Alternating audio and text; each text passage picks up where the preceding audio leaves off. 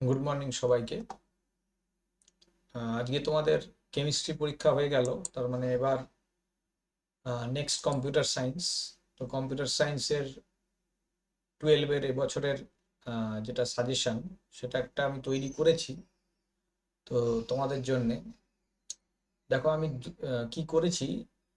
Unit দুটো তোমাদের, একটা হলো ডিবিএমএস মানে ডেটাবেস ম্যানেজমেন্ট সিস্টেম, আর একটা হলো আর্টিফিশিয়াল ইন্টেলিজেন্স। তো এই দুটো ইউনিটের জন্য আলাদা আলাদা করে প্রশ্ন তৈরি করেছি। তো এখানে তোমাদের মূলত 3 ধরনের প্রশ্ন থাকবে: 2 নম্বরের, 3 নম্বরের আর 5 নম্বরের। 2 নম্বরের প্রশ্নগুলো বেশিরভাগই কি কাকে বলে দেখো লেখা আছে, এই সমস্ত প্রশ্নগুলো চিন্তার কোনো কারণ নেই। এই ধরনের প্রশ্ন থাকবে, ডাইরেক্ট প্রশ্ন থাকবে। তো একটু যদি সংজ্ঞাগুলো মনে রাখো তাহলে মনে হয় সবই পারবে। 3 নম্বরের প্রশ্নের মধ্যে কিছু সুবিধা অসুবিধা আসতে পারে, পার্থক্য আসতে পারে, একটু দেখে নিতে হবে। যেগুলো আমি করেছি সেগুলো একটু পারলে দেখে নেবে সম্ভব হলে। আচ্ছা, নেক্সট যে অংশটা আছে 5 নম্বরের প্রশ্ন। 5 নম্বরের প্রশ্ন প্রথম দিকে আমি কিছু ডাইরেক্ট প্রশ্ন করেছি, যেগুলো ডাইরেক্ট 5 নম্বরের প্রশ্ন। তারপর 57, এই সরি এখানে নাম্বার তিনটা একটু ভুল আছে। এটা 46 হবে। হ্যাঁ, এবার দেখো 46 নম্বর যে প্রশ্নটা আছে ওটা থেকে যে প্রশ্নগুলো আছে সেই প্রশ্নগুলো কিন্তু ভাঙা আছে। 5 নম্বরের প্রশ্ন 2+3 বা 3+2 এইভাবে করা আছে, ঠিক আছে। তো দু এক জায়গাতে প্রশ্নের তোমাদের মনে হতে পারে সংখ্যাটা বেশি আছে, অতটা নেই। তো এটা ওই নাম্বারিং এর জন্য হয়েছে আর কি। তো এইভাবে আছে। তো যেখানে যেখানে এই ধরনের প্রশ্ন থাকবে একটু দেখে নিতে হবে যে 2+3-এর প্রশ্ন কিন্তু আসতেই পারে। মানে এটা শিওর নয় যে সব সময় 5-এর প্রশ্ন 5-এই থাকবে। এই এই সব ইনফ্যাক্ট এই ধরনের আসার সম্ভাবনাটাই বেশি। তো এখানে আমি যে এসকিউএল কোয়েরিগুলো দিয়েছি, হুম, সেই কোয়েরিগুলোতে দেখো আমি উত্তরগুলো কয়েকটা করে দিয়েছি। কারণ শেষ মুহূর্তে এসকিউএল কোয়েরির উত্তর তো আমি খুঁজে বেড়াতে হবে, তো ঝামেলা পড়বে। সেই জন্য কয়েকটা উত্তর আমি করে দিয়েছি। তো সেইগুলো একটু দেখে নিতে হবে, তোমাদের কাজ হচ্ছে একটু জাস্ট চোখ বুলিয়ে নেওয়া। হুম, এই হচ্ছে ডেটাবেস। এবার নেক্সট যে পার্টটা আছে মানে আর্টিফিশিয়াল ইন্টেলিজেন্স, সেখানেও আমি ওইভাবে আগের মতন 2 নম্বর, 3 নম্বর আর 5 নম্বরের প্রশ্ন দিয়েছি। হ্যাঁ, তো এখানে আর্টিফিশিয়াল ইন্টেলিজেন্সের প্রশ্নগুলো প্রথমে দেখো কি দিয়ে ডাইরেক্ট প্রশ্ন আর কি।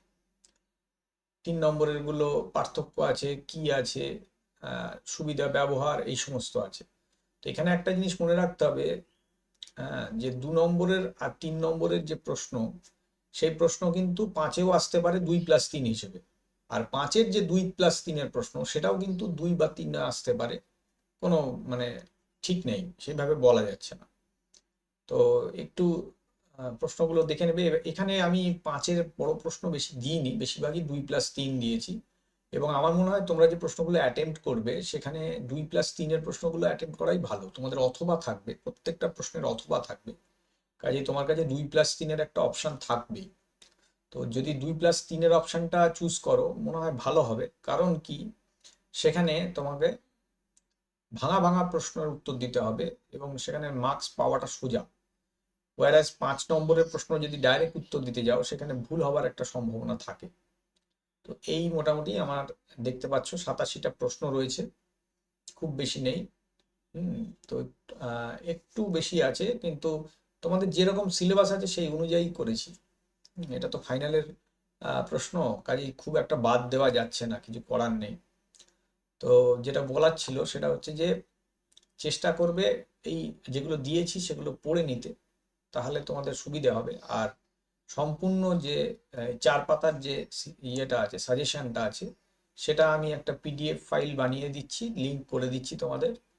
চিন্তার কোনো কারণ নেই, তোমরা ডিসক্রিপশনের মধ্যে লিঙ্কটা পেয়ে যাবে, ডাউনলোড করে যদি প্রিন্ট করতে চাও করে নিতে পারো।